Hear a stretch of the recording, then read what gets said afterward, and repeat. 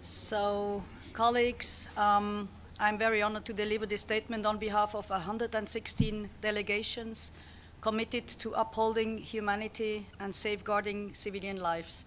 And I cannot read all the countries here, but we have lists and we will certainly publish it on a website, and certainly are grateful to each and every country who has co-signed.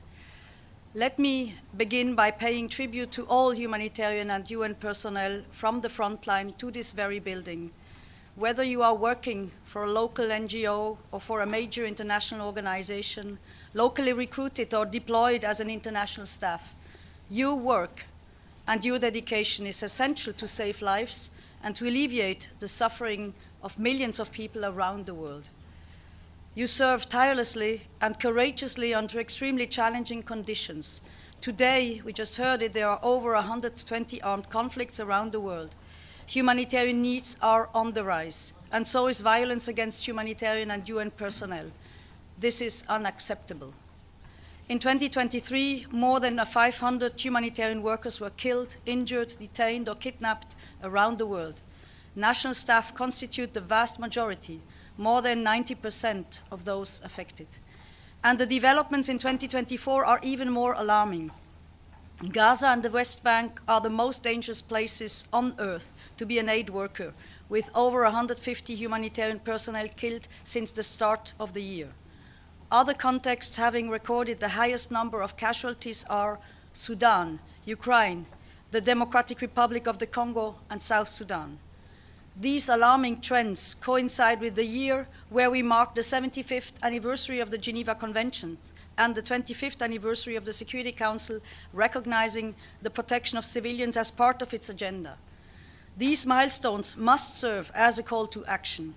As members of the United Nations and of the international community at large, we must join our forces to ensure respect for international humanitarian law.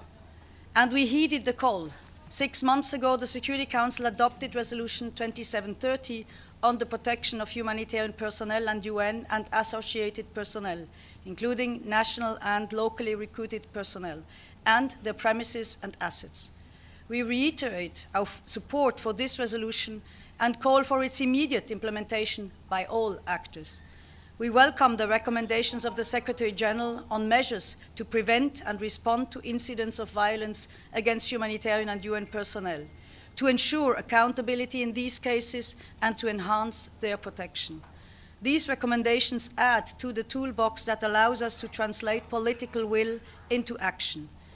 Because there is no time to waste, we stand together, 116 delegations, to reaffirm our commitment. First, to respect and protect humanitarian personnel and United Nations and associated personnel, including national and locally recruited personnel, in accordance with our obligations under international law.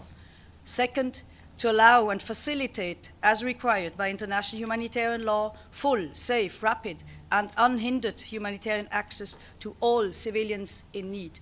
And third, to hold accountable those who compromise the safety and security of UN and humanitarian personnel in violation of international law. We will repeat it as long as it is needed. Civilians and those who assist them must be respected and protected. They are not a target. I thank you.